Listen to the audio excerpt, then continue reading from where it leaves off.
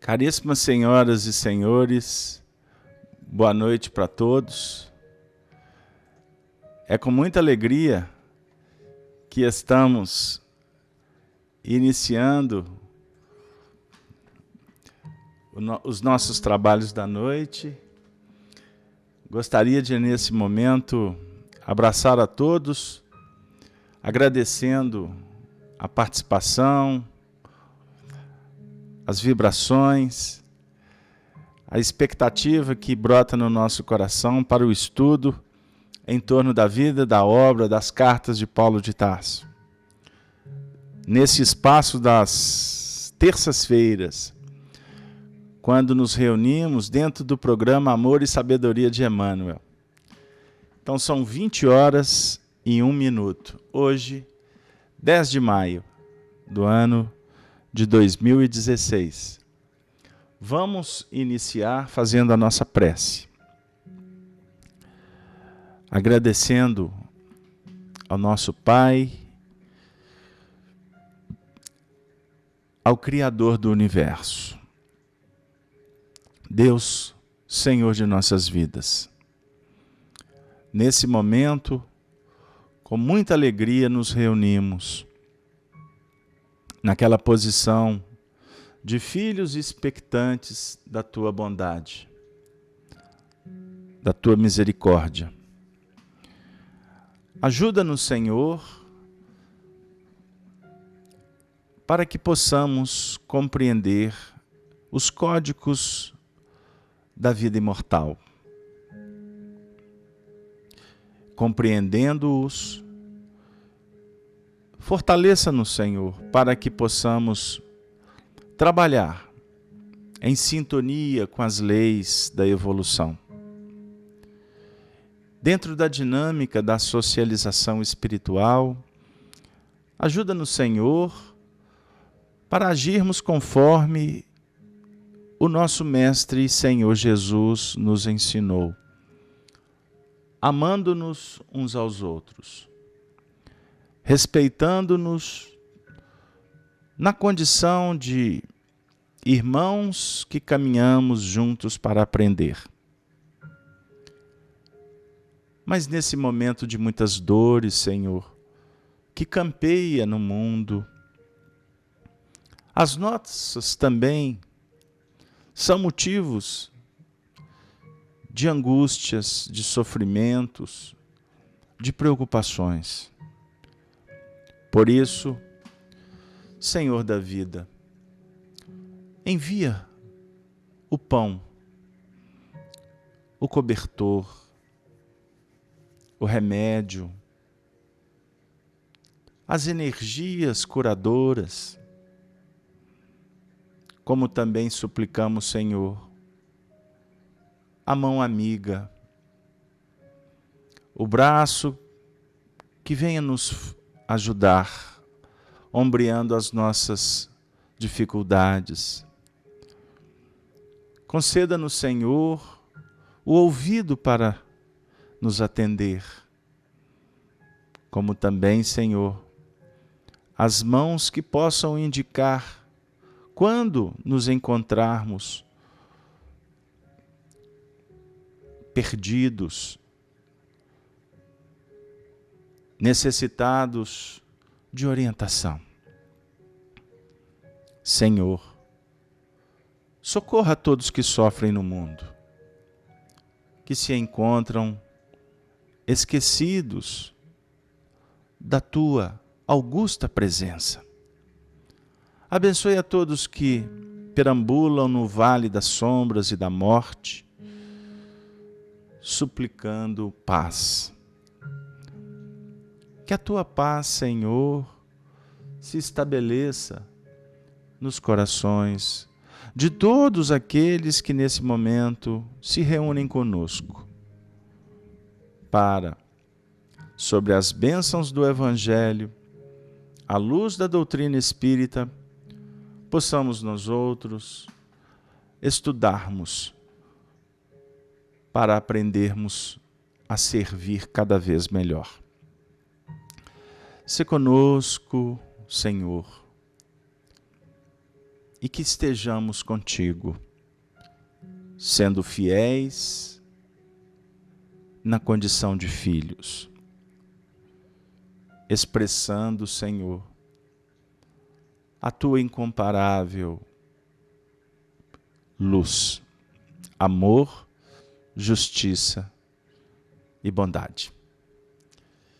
Que a equipe espiritual do nosso apóstolo da gentilidade, Paulo de Tarso, que eles possam nos guiar nos estudos da noite e em todo esse projeto que já se apresenta de uma forma tão especial no domínio de cada coração. Muito obrigado a todos que se encontram nesse momento sintonizados com o programa. Que essa audiência possa redundar também em atendimentos espirituais aos seus lares. Abençoe, Senhor, a cada lar aqui representado. E assim, te pedimos permissão para darmos por iniciado mais um estudo em torno da vida e obra do nosso apóstolo Paulo de Tarso. Que assim seja, graças a Deus, boa noite para todos. Vamos lá. Queridos companheiros, é com extrema alegria que estamos de volta. Hoje, especificamente para realizarmos o segundo programa. Na última semana, nós iniciamos contando algumas histórias. Característica dos trabalhos que a gente tem procurado empreender nesses estudos que realizamos, a partir dessas parcerias com as redes, com a Rede Amigo Espírita, com a Rádio Brasil Espírita e com os demais portais que distribuem a programação, tanto de áudio quanto de vídeo, nós procuramos sempre ajustar o conteúdo com a história, exemplos, de sorte que o nosso trabalho possa se fundamentar, buscar se apoiar em pilares que sejam robustos, para que nós não tenhamos tanta liberdade para impor os nossos pontos de vista. Doutrina espírita deve ser tratada sempre com muito cuidado. E que nós sejamos, na realidade, representantes tímidos, com muitas limitações do pensamento do alto. No que remonta à história do convertido de Damasco, Paulo de Tarso, a cada convite para falar sobre o tema, nós sempre nos sentimos assim profundamente emocionados, tocados pela história, que é uma história que tem a ver com muitos de nós que estamos na caminhada dessa transformação pessoal. Todos nós temos a nossa Damasco. Todos nós estamos em busca de uma conversão. Poderíamos dizer que cada dia é mais um convite em que o Senhor nos alerta para não recalcitrar mais contra os aguilhões. Em cada movimento estamos sendo convidados a tirar as escamas, que muitas vezes, pela nossa irreverência, pelo nosso fanatismo, nós fechamos as possibilidades para entender o toque do alto. Então, estudar a história de Paulo de Tarso sempre oferecerá para todos nós contributos valiosíssimos. O nosso projeto, ele tem um título que, por si só, já será um grande desafio. as cartas de Paulo de Tarso.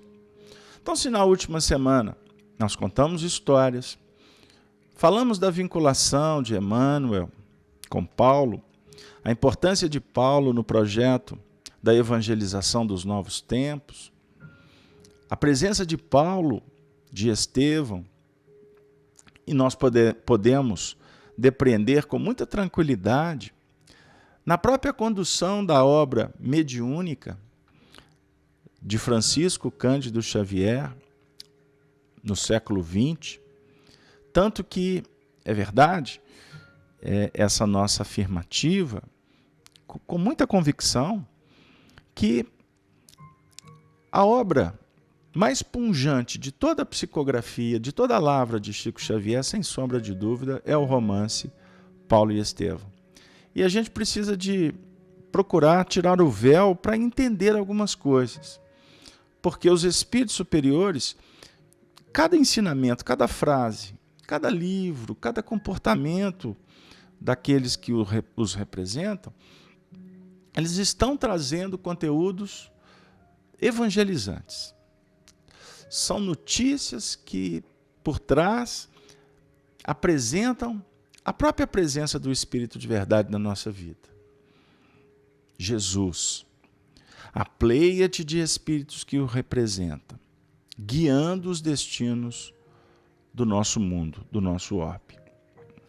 Então, nós, inclusive, trouxemos, no último estudo, alguns aspectos do próprio prefácio do livro Paulo e Estevão, quando o Emmanuel vai fazer referência ao convertido de Damasco como aquele que assumiu um compromisso com Jesus para guiar as almas inteligentes, espíritos que necessitam de um toque para se sensibilizarem, para assumirem as suas responsabilidades. Inclusive, citamos a história do próprio senador Públio Lentulus, o nosso Emmanuel, que passou a ser, vamos dizer assim, orientado, guiado pelo próprio Paulo de Tarso. E isso Emmanuel deixa muito claro nas suas exposições. Então eu não posso entrar, me perdoem aqueles que estão ansiosos para a gente logo entrar nos textos das cartas, mas eu não me sinto à vontade de entrar de cara nos textos sem utilizar do recurso que só nós, na Terra, recebemos. Um valor extraordinário. As histórias que envolvem o convertido de Damasco. Histórias das tradições espirituais que a mediunidade de Chico Xavier, por exemplo, nos ofereceu. São histórias que não são apenas histórias. São contributos valiosíssimos para o aprendizado de todos nós que estamos a caminho da evolução. Então existe um programa espiritual, que se apresenta maravilhoso por tornar um programa de vida. Então, eu sempre que, na minha acanhada percepção, perpasso a obra Paulo e Estevão, eu fico, sinceramente, sempre convidado a realizar profundas reflexões quanto à transformação de Paulo como homem e também o seu trabalho como evangelizador. Que, embora didaticamente Emmanuel divide essa história, porque cronologicamente a própria vida dele auxilia nesse procedimento, há o antes de Jesus e o depois de Jesus. Jesus dividindo a história, a trajetória de Paulo de Tarso naquela existência. E, por certo, ele divide os nossos procedimentos. Divide no seguinte sentido: antes e depois. E esse antes e depois com Jesus, conforme eu disse no início, se dá o tempo todo nas nossas vidas. Ele sempre será o intermediário. Jesus é o nosso mestre e Senhor. Vós me chamais mestre e Senhor e dizeis bem, porque eu o sou. É uma citação do Evangelho de João no capítulo 13, no versículo 13. Mestre e Senhor. Então o papel dele é de nos guiar. E nos guiar no sentido de estar sempre presente, senhorando, indicando com muito amor, com seu magnetismo incomparável, inconfundível, apresentando-se em todos os instantes com a sua luz dúlcida, exuberante, imponente, mas ao mesmo tempo revitalizadora e libertadora. Jesus Cristo, que se torna o ministério de Paulo de Tarso. Agora, eu estou nesse início trabalhando esses princípios, esses conceitos, porque eu preciso, nesse segundo encontro, para me ficar de alguma sorte bem com a minha consciência, contando com o apoio de vocês, ainda perpassar mais alguns pontos da história, porque ela é extremamente representativa para todos nós. O programa de vida de Paulo de Tarso, que Emmanuel detalha para nós de uma forma romanceada, de uma maneira extremamente elucidativa para o nosso entendimento. Pós a conversão, na estrada de Damasco, ele, o nosso querido Saulo de Tarso, vai iniciar os seus primeiros movimentos como cristãos. E é muito interessante a gente se lembrar do período dos 3 anos que ele ficou no deserto, com Áquila e Prisca, aquele movimento de ter encontrado as portas fechadas pelo seu pai, pelo seu amigo, pelos seus conhecidos do Sinédrio. Vale a gente se lembrar de como ele foi acolhido na casa do caminho por aqueles que ele os perseguiu. Vale lembrar na história ele fazendo questão de ficar hospedado, acolhido por Pedro. Ele pediu que gostaria de ficar na cama que fora de Estevão. É muito interessante a gente se lembrar, então, desses primeiros movimentos, quando ele começou a se deparar com uma nova realidade de um homem que mudou o seu foco de trabalho, que antes era Moisés, e passou a se projetar na sua fidelidade a Deus, mas tendo em Jesus Cristo o seu referencial. Os primeiros embates, as lutas, os conflitos. E eu os convido a estudarmos juntos. Vamos debruçar em cima da obra Paulo Estevão, porque ela é realmente um tratado para os cristãos. E nós vamos encontrar nesses primeiros movimentos, nas primeiras dificuldades de Paulo, um momento extraordinário da sua vida que milhões de cristãos não conhecem, porque ainda não tiveram a oportunidade de ler a obra psicografada por Francisco Cândido Xavier, Paulo e Estevão. E que nós, espíritas, temos esse privilégio, que se torna uma grande responsabilidade, com vistas à aplicabilidade deste conteúdo. Há muito foi dado, muito será cobrado. Então, nesses momentos iniciais de muitas dificuldades, Emmanuel narra que nas regiões de Tauro, ele recebe Saulo de Tarso a visita daquele que se tornaria o grande benfeitor da sua trajetória. O representante de Jesus,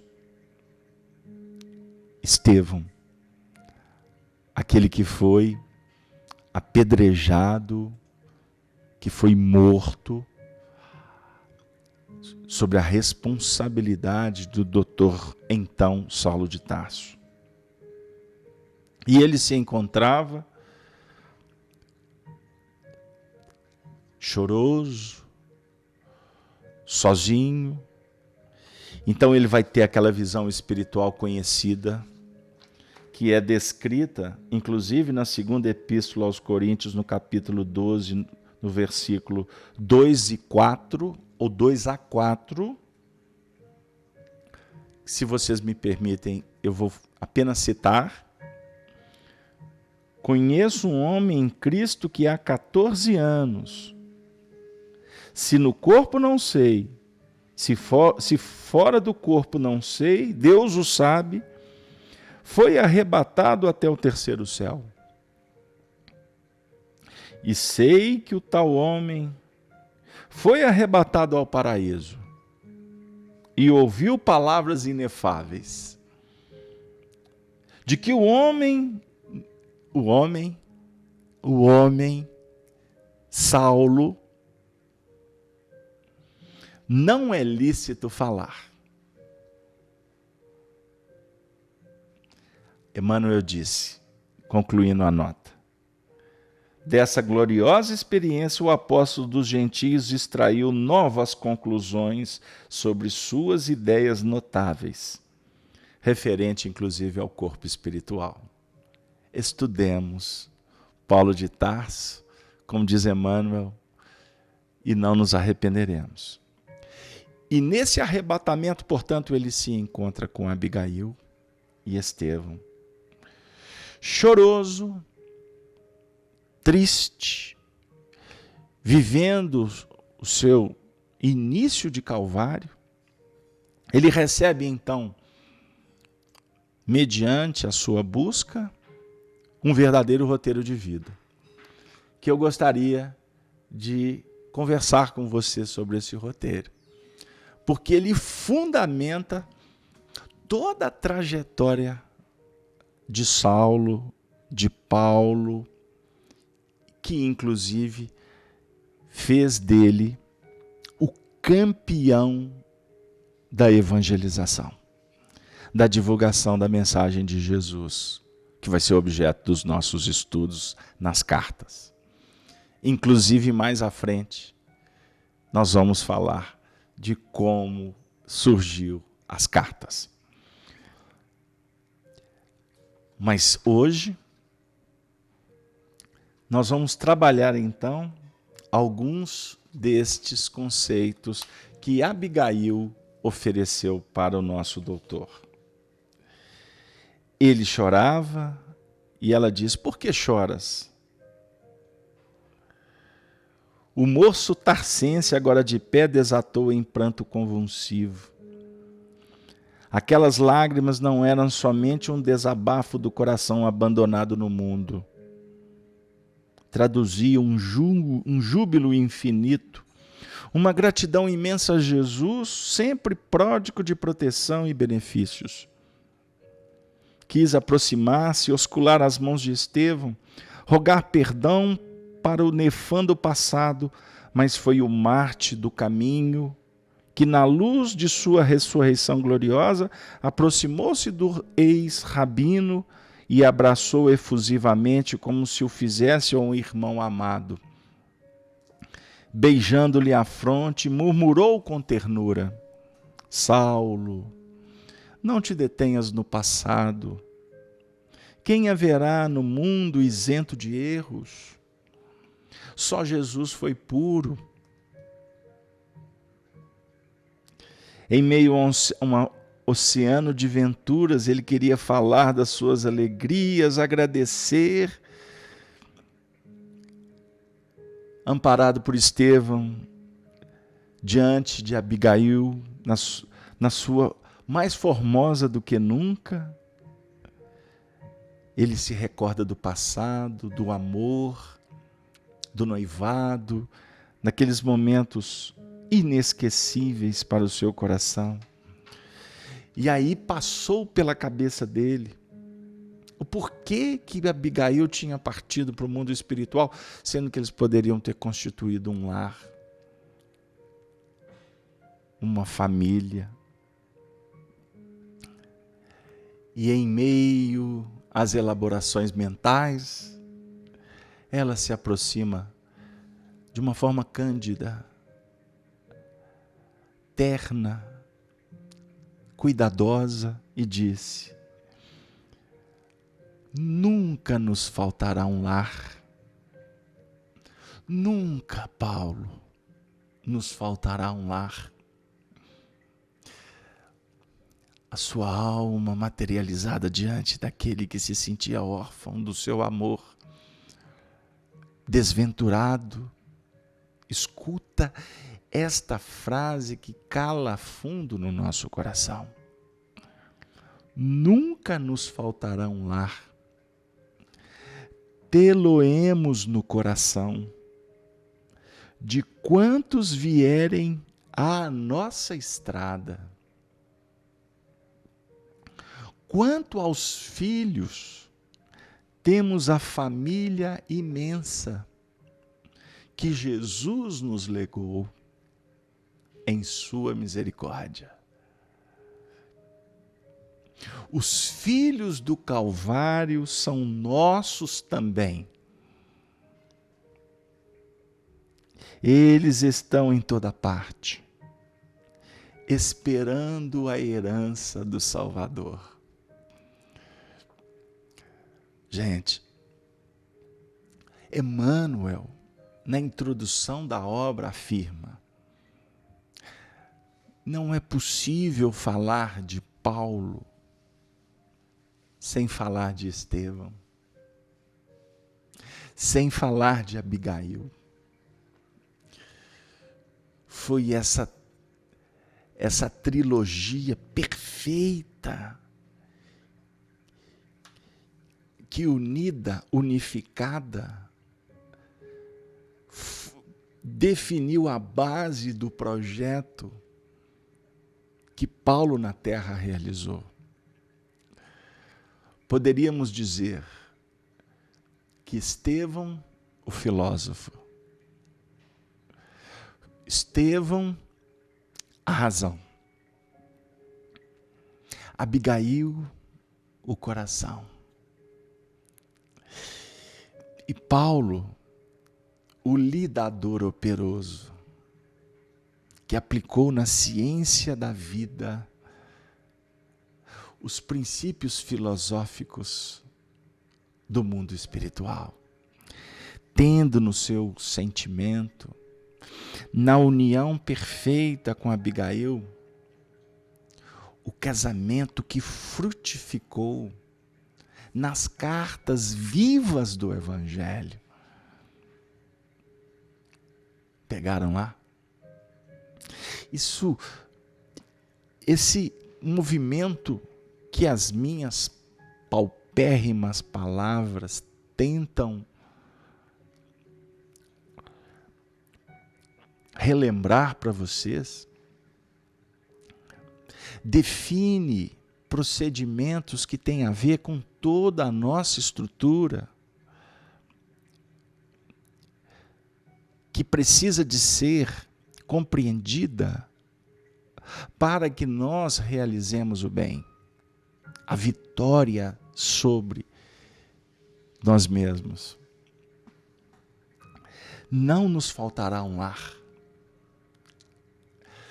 O lar que ele sonhava estava sendo apresentado como o lar da humanidade. Observem bem, os dois estariam unidos através de todos que viessem para o trabalho, que viessem ser atendidos. Ali Paulo encontraria Abigail e Abigail encontraria Paulo. É o que Jesus fala para nós: quando fizermos a um destes pequeninos, a mim estareis fazendo. Pegaram lá? É todo o movimento do amor que cria circunstâncias que favorecem o aperfeiçoamento dos seres, das almas. Não te entregues ao desalento, continuou Abigail, generosa e solícita. Nossos antepassados conheceram o Deus dos exércitos, que era o dono dos triunfos sangrentos, do ouro e da prata do mundo. Nós, porém, conhecemos o Pai, que é o Senhor de nosso coração. A lei nos destacava a fé, pela riqueza das dádivas materiais nos sacrifícios. Mas o Evangelho nos conhece pela confiança inesgotável e pela fé ativa ao serviço do Todo-Poderoso.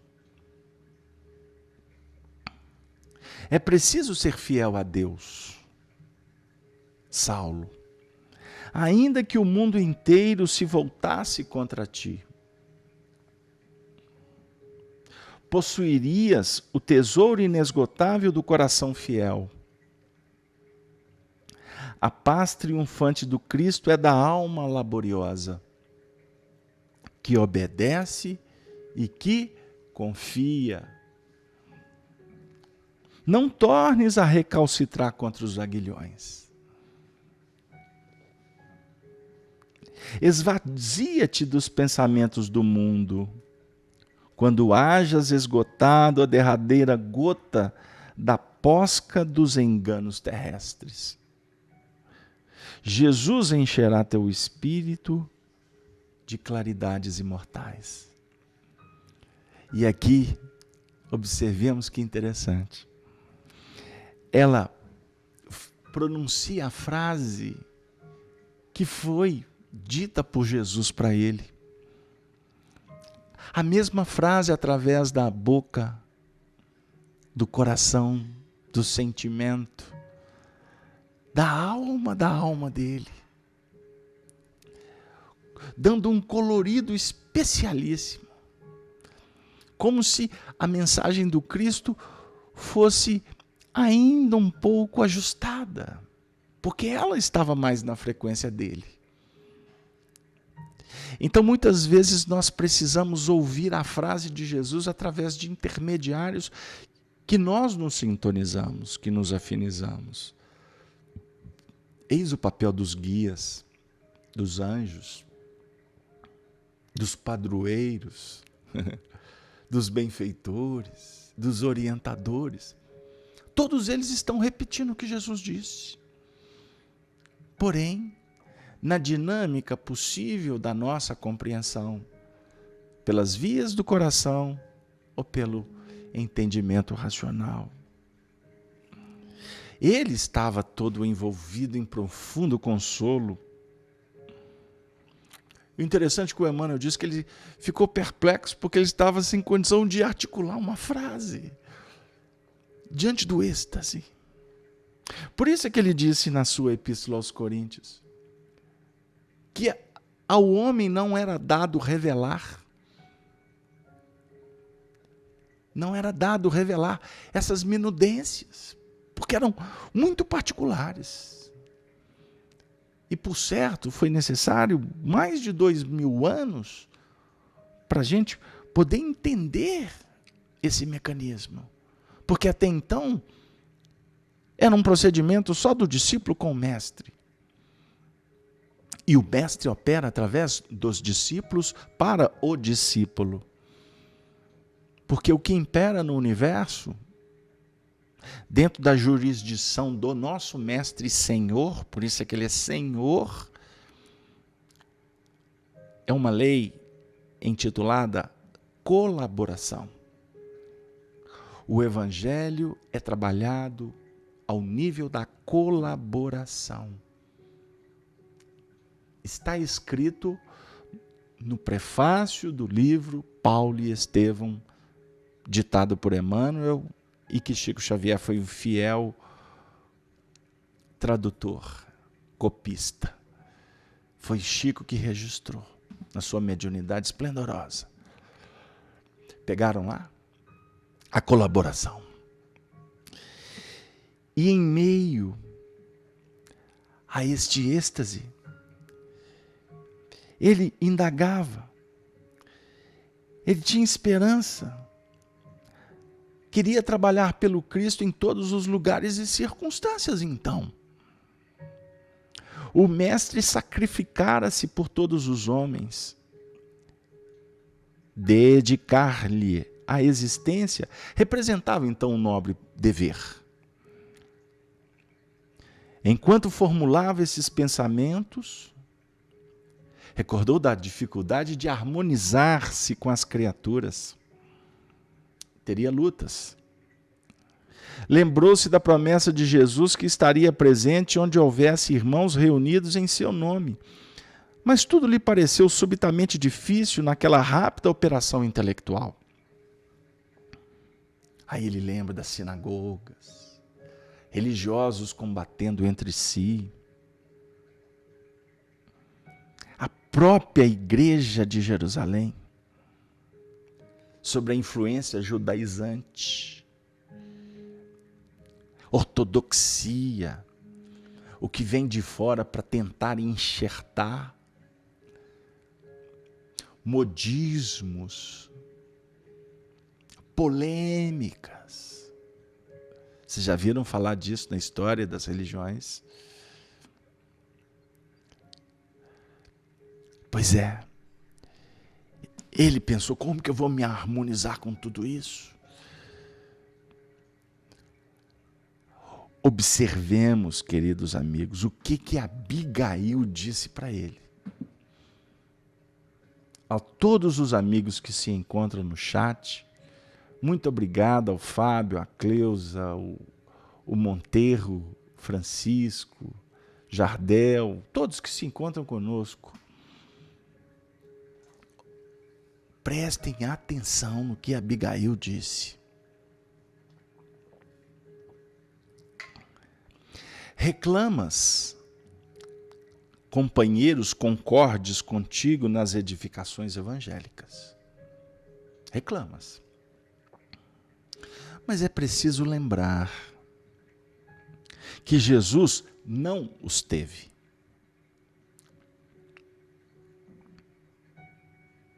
Os apóstolos não puderam concordar com o Mestre, senão com o auxílio do céu. Depois da ressurreição e do Pentecostes. Os mais amados dormiam enquanto ele, agoniado, orava no horto. Uns negaram-no, outros fugiram na hora decisiva. Concorda com Jesus e trabalha. Vou repetir. Concorda com Jesus e trabalha. É o que te compete. Concordas. Trabalha. O caminho para Deus está subdividido em verdadeira infinidade de planos. O espírito passará sozinho de uma esfera para outra. Nós não passamos de uma esfera para outra com alguém ou com grupos. A trajetória ela é individual. Não esqueçamos disso, amigos. Isso é da lei. Nós vinculamos para desvincular na hora certa. Por isso é que a desvinculação com Jesus é diferente da desvinculação com César. A desvinculação com Roma é traumática. Se torna abismal em algumas circunstâncias. Queda, precipício, treva, fome, escuridão. Com Jesus, a desvinculação, se faz sutil. Ela se faz por merecimento. Ela se faz por graduação. Liberta-te de ti mesmo, das algemas que impedem o seu consórcio qualificado. Porque consorciando-se qualitativamente com o semelhante, o consórcio com Deus se faz por eleição, por bênção, pela palavra graça, muito utilizada, que hoje para nós é extremamente compreensível. Não é a graça que vem do alto, é a graça que é conquistada e que o alto premia, oferecendo mais oportunidades. O espírito passará sozinho de uma esfera para outra, ponto. Toda elevação é difícil, mas somente aí encontramos a vitória real. Recorda a porta estreita das lições evangélicas e caminha.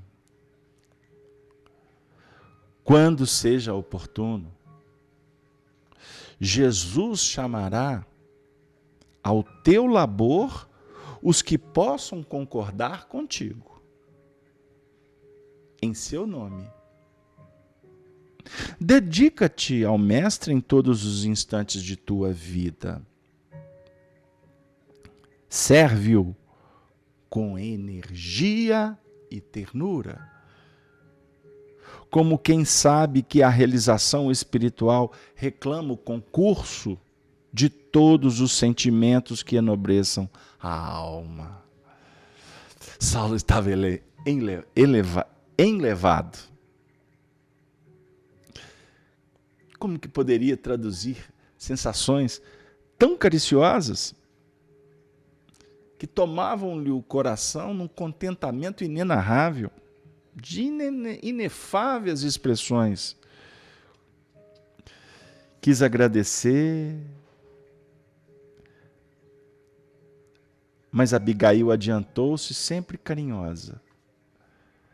Para a certeza da vitória no escabroso caminho, lembra-te de que é preciso dar.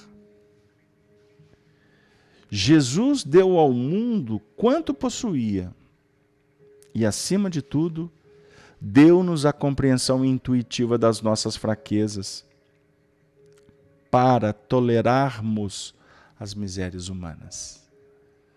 Jesus, que bênção de ensinamento! Em meio a esse envolvimento, ele questiona ainda. Estudem o texto na íntegra, Paulo e Estevão, porque eu estou saltando os trechos, porque o nosso trabalho aqui tem que ser mais sintético, didático por causa do tempo.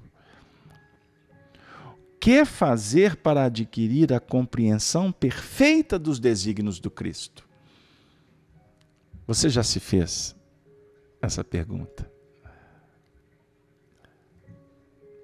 Eu acredito que o desafio é fazê-la todo dia. O que fazer para adquirir a compreensão perfeita dos desígnios do Cristo? Senhor, eis-me aqui. O que queres que eu faça? Não é um martírio? O que Ele quer que eu faça, afinal de contas? Eu vou por ali, eu vou por cá. Não é assim? Abigail respondeu espontaneamente. Ama, Paulo. O que fazer? Ama. Os desígnios do Cristo é para que todos nós amemos. Jesus disse: amai-vos uns aos outros, como eu vos amei. Este é o desígnio. Esta é a missão. Assim sereis reconhecidos. Então, quando você tiver dúvida, ama. Faça a luz. Atende. Solidariza. Mas como proceder de modo a enriquecermos na virtude divina? Jesus aconselha o amor aos próprios inimigos. Entretanto, considerava quão difícil devia ser semelhante realização. Penoso testemunhar dedicação sem o real entendimento dos outros. Como fazer para que a alma alcance tão elevada expressão de esforço com Jesus Cristo? Que indagação brilhante! Como testemunhar a dedicação diante dos inimigos?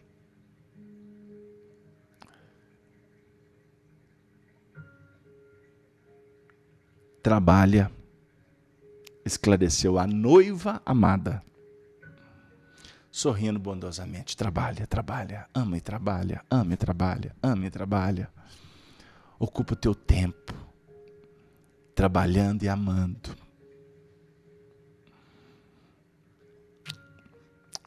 Saulo dá razão a Abigail. Era necessário realizar a obra de aperfeiçoamento interior. Desejava ardentemente fazê-lo. Para isso, insulou-se no deserto por mais de 1000 dias consecutivos. Todavia, voltando ao ambiente do esforço coletivo, em cooperação com os antigos companheiros, acalentava sadias esperanças que se converteram em dolorosas perplexidades. Que providência adotar contra o desânimo destruidor? Você já ficou desanimado, amigo? Depois da preparação, do trabalho, do esforço de anos, você já se sentiu desanimado diante de uma obra gigante a realizar? Diante da tarefa do lar, do templo, do trabalho, da profissão, você já se sentiu desanimado? Da luta contra a doença, do abandono, você já se sentiu cansado, trôpego, caindo? O que fazer? Abigail volta-se e diz: espera.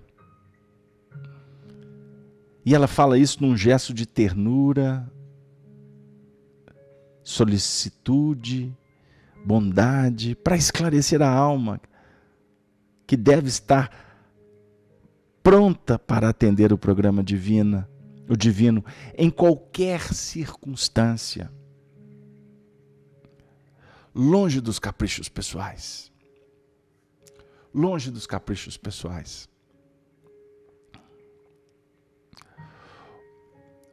Ouvindo, Saulo considerou que a esperança fora sempre a companheira dos seus dias mais ásperos. Saberia aguardar o porvir com as bênçãos do Altíssimo. Confiaria na sua misericórdia. Não desdenharia as oportunidades do serviço redentor. Mas os homens, em toda parte medrava a confusão nos espíritos. Reconhecia que, de fato, a concordância geral em torno dos ensinamentos do Mestre Divino representava uma das realizações mais difíceis nos desdobramentos do Evangelho. Mas, além disso, as criaturas pareciam igualmente desinteressadas da verdade da luz. Os israelitas agarravam-se à lei de Moisés, intensificando o regime das hipocrisias farisaicas. Os seguidores do caminho, da casa do caminho, aproximavam-se novamente das sinagogas, fugiam dos gentios, submetiam-se rigorosamente aos processos da circuncisão. Onde a liberdade do Cristo? Onde as vastas esperanças que o seu amor trouxera à humanidade inteira, sem a exclusão dos filhos de outras raças? Onde? Concordavam em que se fazia indispensável amar, trabalhar e esperar. Entretanto, como agir no âmbito de forças tão heterogêneas? Como conciliar as grandiosas lições do Evangelho com a indiferença dos homens? Como? Abigail volta-se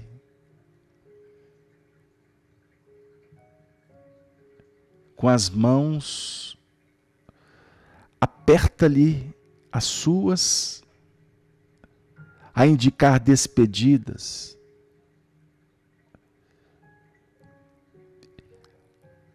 e acentuou docemente: perdoa.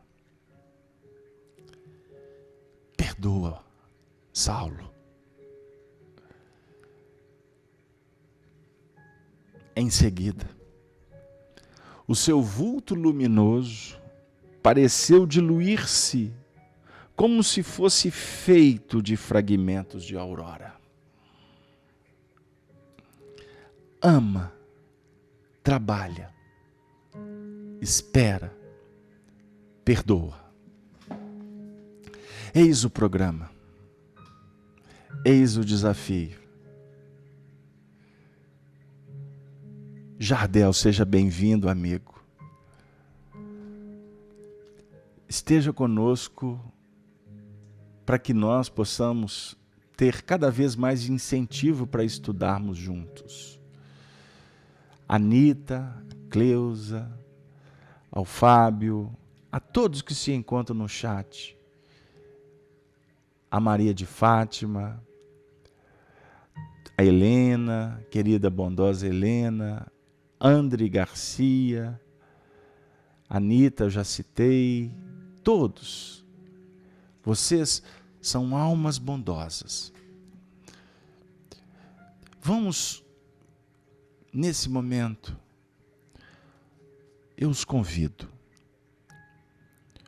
Vamos fazer uma viagem para Galileia. Vamos entrar numa daquelas casas da época, simples, e vamos adentrar com sutileza no recinto para podermos banquetear com os apóstolos. Eu os convido a sentir a presença de Jesus. Vamos buscar na retina da nossa memória espiritual a figura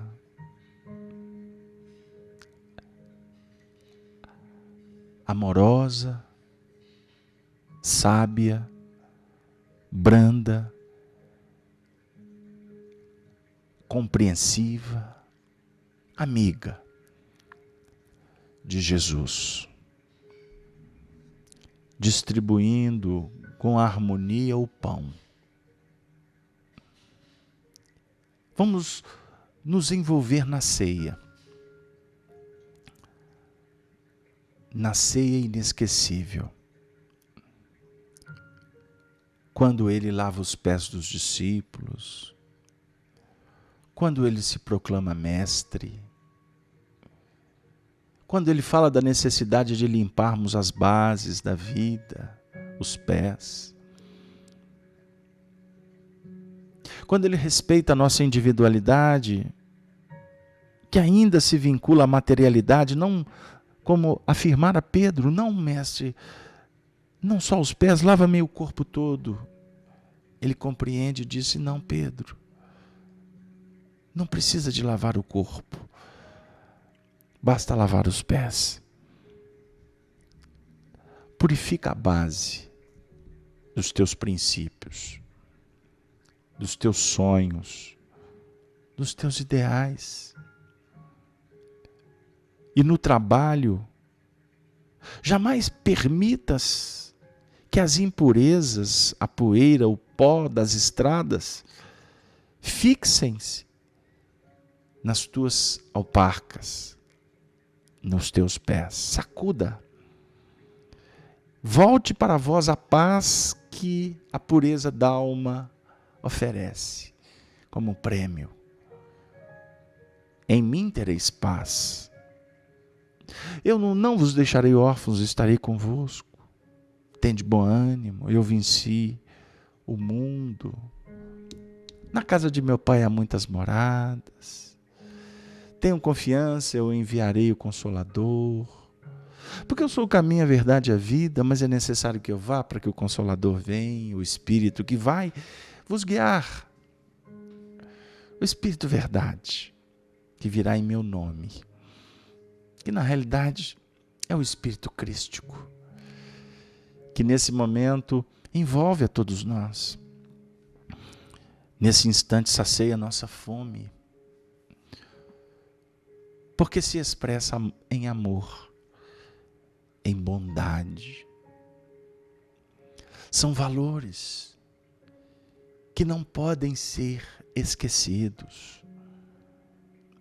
Embora criando uma ambiência psíquica, psicológica, plasticizante, nesta ideoplastia, nesse movimento de ideias que cria quadros e que favorece atendimentos terapêuticos, como ensina André Luiz. Estamos não propondo um instante místico, não. Estamos trabalhando dentro de uma ciência já compreendida, de princípios que a nossa mente assimilou como contributos científicos da própria lei da agregação, da desagregação de princípios espirituais, em ondas que a nossa mente favorece pelo pensamento, que é capaz de conectar através do fluido cósmico universal com o pensamento de Deus. E por isso essa comunhão se estabelece pela nossa fé, pela nossa busca esperançosa de fidelizar o que a mente já concebe, aponta como meta a ser realizada. Cartas vivas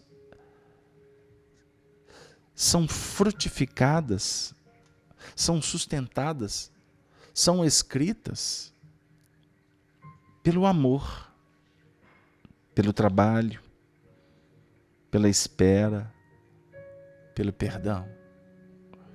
Foi tudo que ele, Paulo de Tarso, fez e legou para todos nós.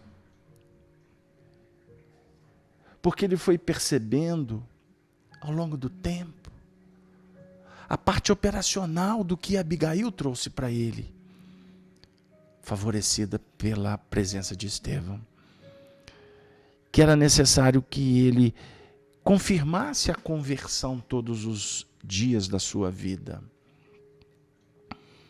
que ele pudesse abrir mão dos seus prazeres, dos seus interesses humanos, para que o interesse do céu, a vontade de Deus, se fizesse por ele, para ele e por todos nós. Foi cada dia da trajetória de Paulo uma conversão, uma confirmação, um testemunho sagrado de uma exemplificação que penetra como uma espada de dois gumes na nossa intimidade. Nós estamos estudando o Apocalipse na quinta-feira, já sabemos o que é espada, né? Quinta-feira vamos continuar falando da espada, a palavra de Deus. Ela é penetrante, e ela penetra e ela altera a estrutura do ser. A palavra do Cristo, insofismável, verdadeira, pungente, penetrou nas entranhas de Paulo. Por que me persegues? Por que me persegues? Quem é o Senhor? Jesus. Eu sou Jesus. Eu sou Jesus, nos visita o tempo todo. Ele foi vendo, lidando com judeus, com conhecedores, políticos, religiosos, ortodoxos, intelectuais, que se fartam das letras, mas se fazem indiferentes. Ele entendeu isso. Tanto que Neio Lúcio, na lição que nós lemos na última semana, explica que Paulo compreendia a intolerância daqueles que sabem e que se distanciam do povo. O sofredor, o ímpio, o pecador,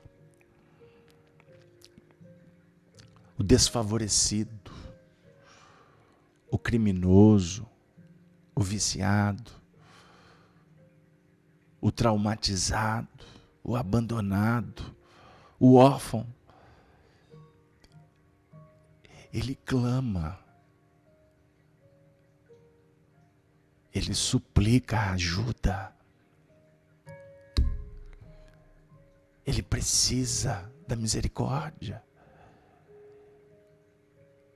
E bem-aventurado quem se faz misericordioso, porque bem-aventurado os aflitos, bem-aventurados os que choram, os que têm sede de justiça.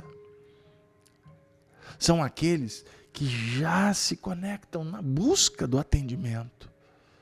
Por isso é que é bem-aventurado, porque Deus não quer. Deus não propõe sofrimento. Chico Xavier, certa feita, afirmou, inspirado por Emmanuel, quem inventou a dor não foi Deus, foram os homens. Tanto é verdade que Deus autorizou que os homens desenvolvessem os medicamentos para aliviar a dor. Bem-aventurados os que são misericordiosos, porque alcançam misericórdia divina. Paulo percebeu isso. E por isso, ele saiu em busca dos gentios, aqueles que eram pagãos, que não tinham a filiação de Deus na visão dos judeus. Deus não faz acepção de pessoas. Ele percebeu isso. Então ele sai para apresentar Deus para os gentios. Porque ele precisava de Deus operante dentro dele. Ele sentia necessidade de estar ao lado de Abigail, mais conectado com Estevão, o seu orientador, mas isso só seria possível amando a humanidade, os filhos do Calvário de Jesus.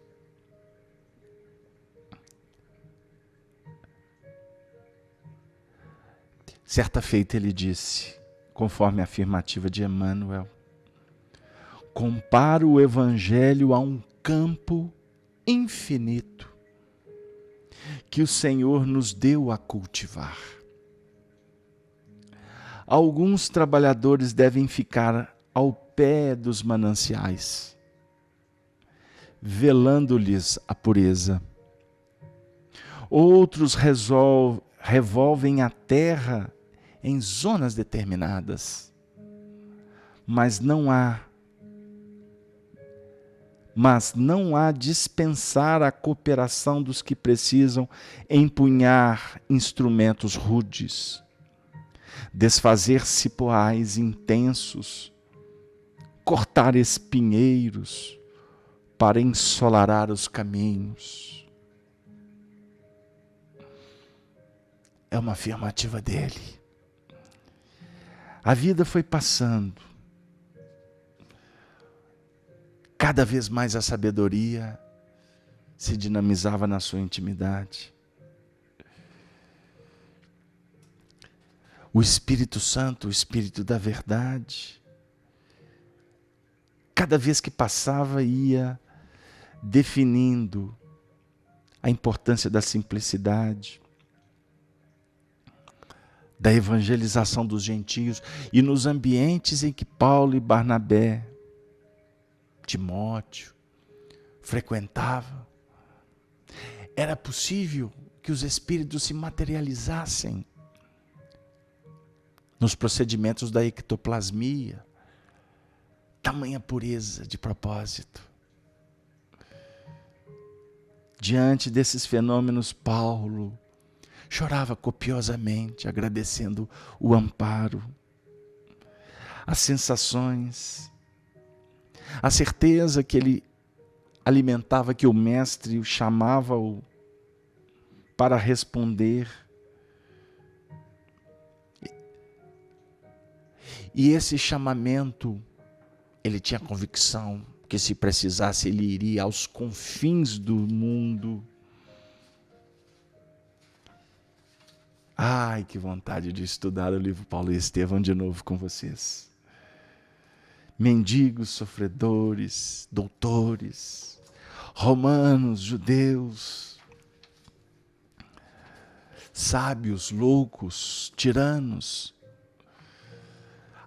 os discípulos, todos que se apresentavam como filho do Calvário, Paulo estava pronto para atender. Até que,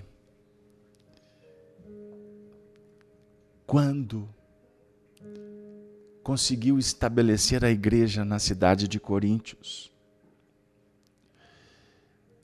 certa feita, em meio a alguns conflitos, diante de uma igreja fundamentada numa cidade que era famosa pela sua devassidão,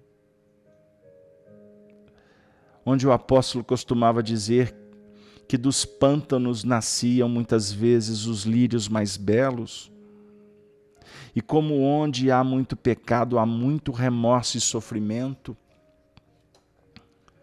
Foi naquela igreja, com a presença de Paulo, os projetos foram adquirindo singular importância.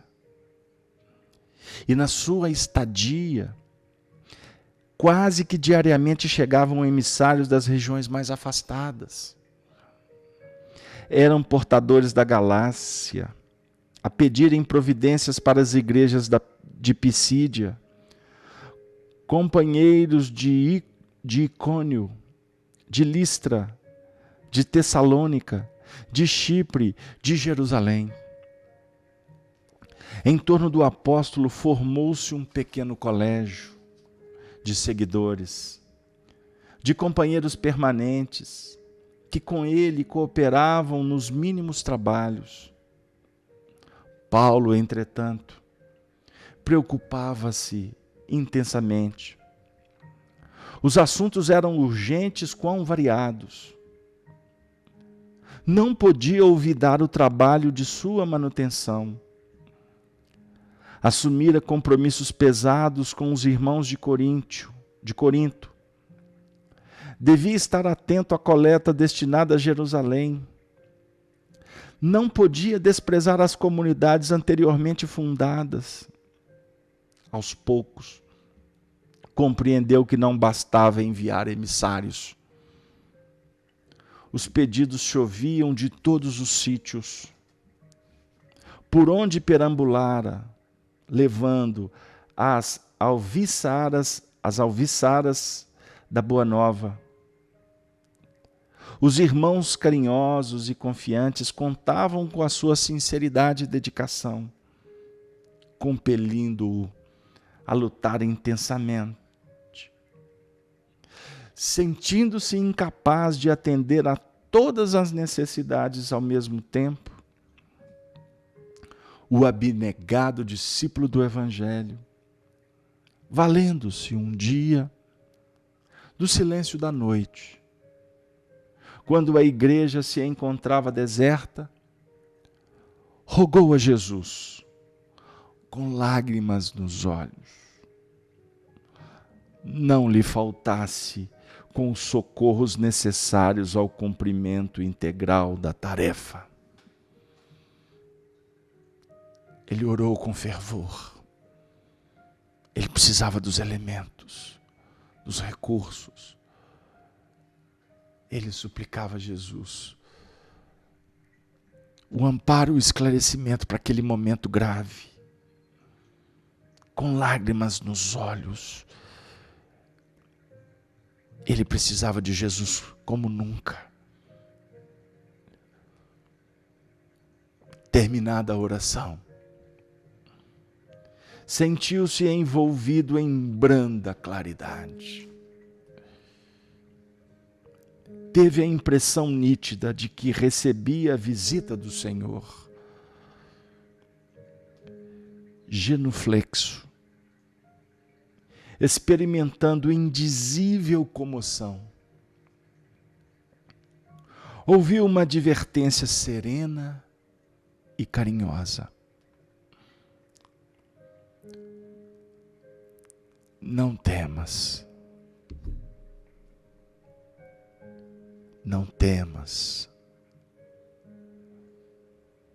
Prossegue ensinando a verdade. E não te cales. Não te cales. Porque eu estou contigo.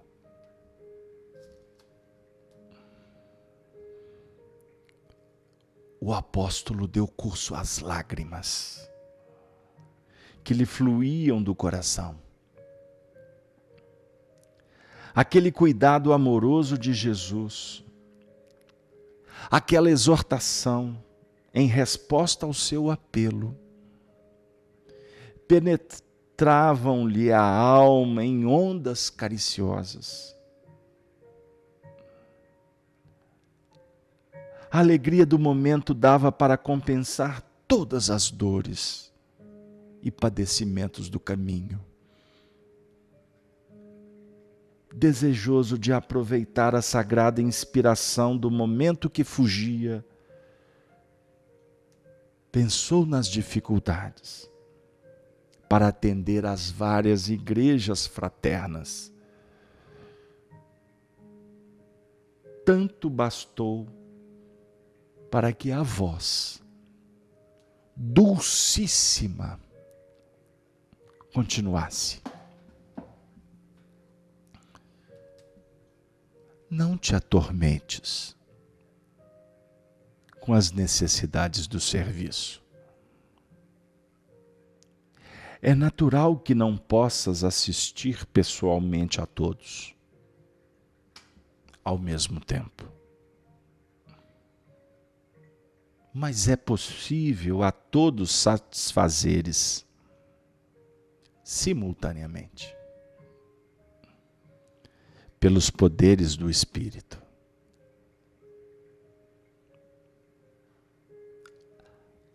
Ele procurou atinar com o sentido justo daquela frase. mas teve dificuldade íntima de conseguir. Entretanto, a voz prosseguia com brandura. Ouçamo-la, amigo espírita, irmão do cristianismo. Você católico, evangélico, luterano, adventista, todos cristãos que estão nos acompanhando. A mensagem é para todos. Poderás resolver o problema escrevendo a todos os irmãos em meu nome. Os de boa vontade saberão compreender, porque o valor da tarefa não está na presença pessoal do missionário, mas no conteúdo espiritual do seu verbo, da sua exemplificação e da sua vida. Doravante, Estevão permanecerá mais aconchegado a ti, transmitindo-te meus pensamentos. E o trabalho de evangelização poderá ampliar-se em benefício dos sofrimentos e das necessidades do mundo.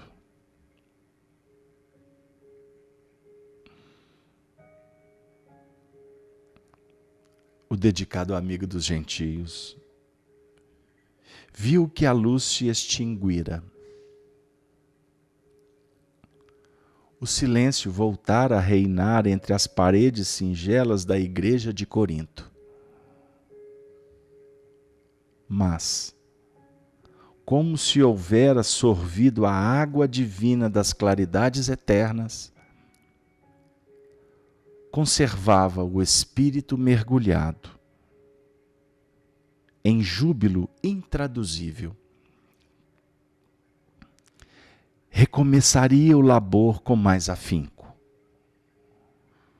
Mandaria às comunidades mais distantes as notícias do Cristo.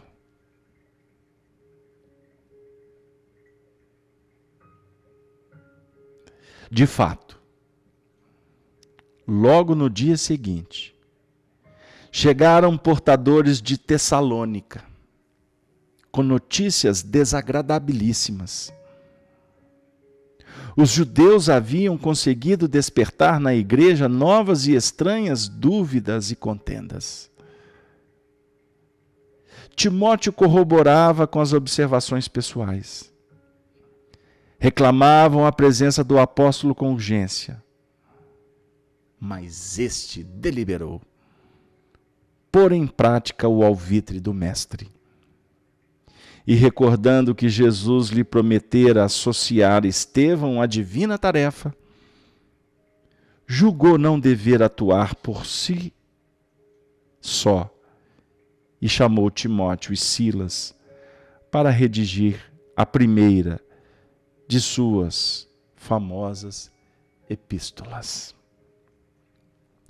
Assim, queridos amigos, começou o movimento dessas cartas imortais, cuja essência espiritual provinha da esfera do Cristo.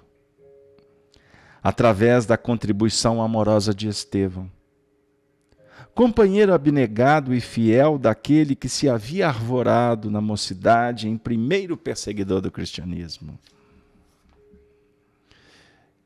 Por fim, percebendo o elevado espírito de cooperação de todas as obras divinas, Paulo de Tarso nunca procurava escrever só. Buscava cercar-se no momento dos companheiros mais dignos. Socorria-se de suas inspirações, consciente de que o mensageiro de Jesus, quando não encontrasse no seu tono sentimental as possibilidades precisas para transmitir os desejos do Senhor, teria nos amigos instrumentos adequados. Desde então, as cartas amadas e célebres, tesouro de vibrações de um mundo superior, eram copiadas e sentidas em toda parte. E Paulo continuou a escrever sempre, ignorando, contudo, que aqueles documentos sublimes, escritos muitas vezes em horas de angústias extremas, não se destinavam a uma igreja particular, mas à cristandade universal. As epístolas lograram um êxito rápido. Os irmãos as disputavam nos rincões mais humildes, por seu conteúdo de consolações, e o próprio Simão Pedro, recebendo as primeiras cópias em Jerusalém, reuniu a comunidade e, lendo-as, comovido, declarou que as cartas do convertido de Damasco deviam ser interpretadas como cartas do Cristo aos discípulos e seguidores, afirmando ainda que elas assinalavam um novo período luminoso na história do Evangelho. Um novo período luminoso na história do Evangelho. Meus queridos amigos, companheiros do ideal espírita cristão, entrar nessa história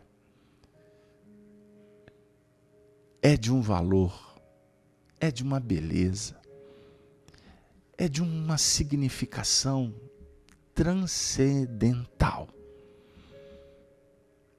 Imaginem vocês o que eu estou sentindo nesse momento. O ambiente espiritual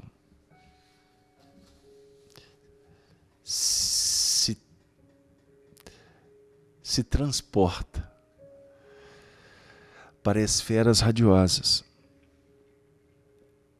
E por misericórdia, nesse momento, estamos todos sendo agraciados por muitas bênçãos. Eu tive muita vontade de me deter no texto, no momento do diálogo dele, Jesus, com Paulo. São orientações que se adequam não aos nossos projetos atuais, mas a um projeto de vida, para além da vida, para além de muitas vidas, que nos projeta na direção das estrelas, para aprendermos com elas a refletir a luz que dimana do Senhor, em expressões do mais puro amor, da condição mais legítima possível de filiação espiritual. Herdeiros, filhos, trabalhadores. Um cooperador divino, um agricultor divino, na fiel expressão dos benfeitores espirituais. É o nosso querido Paulo de Tarso, que conclama, eu não tenho dúvida, que conclama a todos nós a buscar nas cartas, em todas as escrituras, porque o compêndio é uno. A Bíblia é a manifestação da palavra de Deus em nível de unicidade, que visa atender à individualidade, mas em projetos de universalidade, na perenidade dos tempos. Estudemos. Vamos nos conjugar nesses princípios, que devem nortear também o Espiritismo. Um Espiritismo mais cristianizado.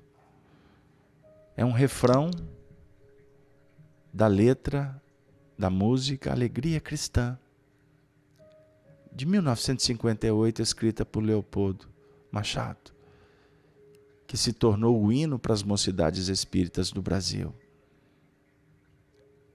Espiritismo mais evangelizado. Espiritismo puro. Espiritismo com Kardec.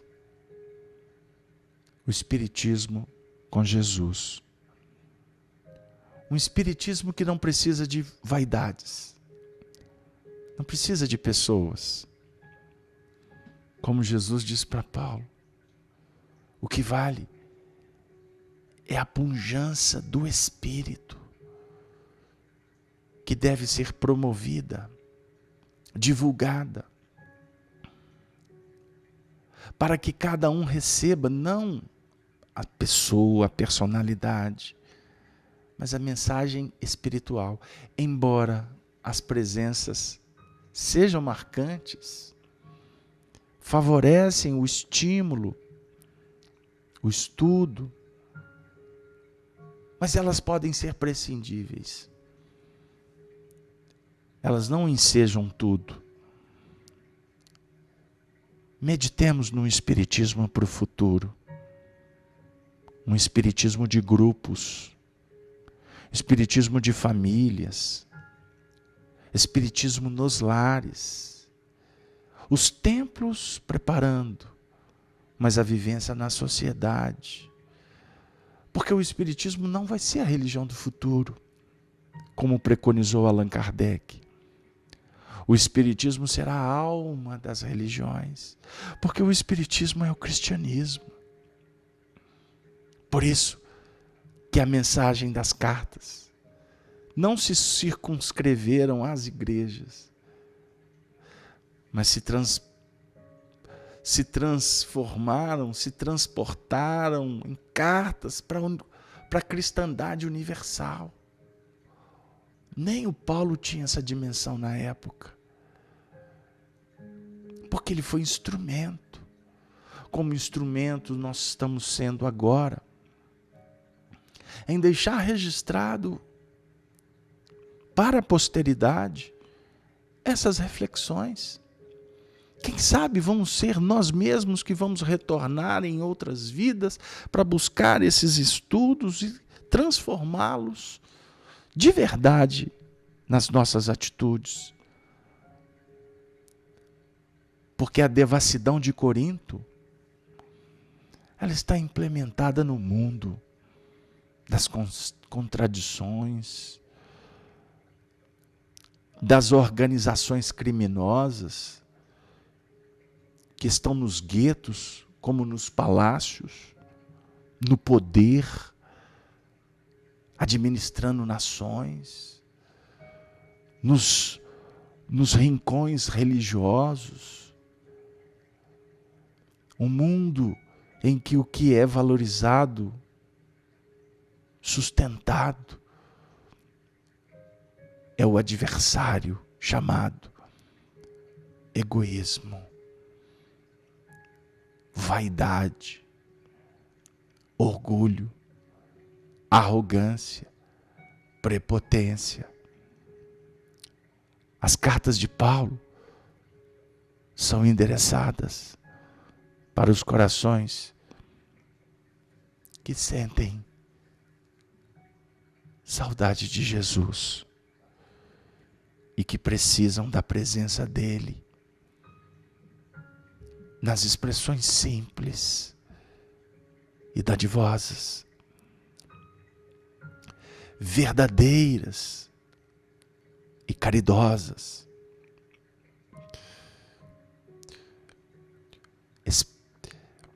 punjantes, mas dúlcidas, perseverantes e fraternas, amorosas, pacificantes.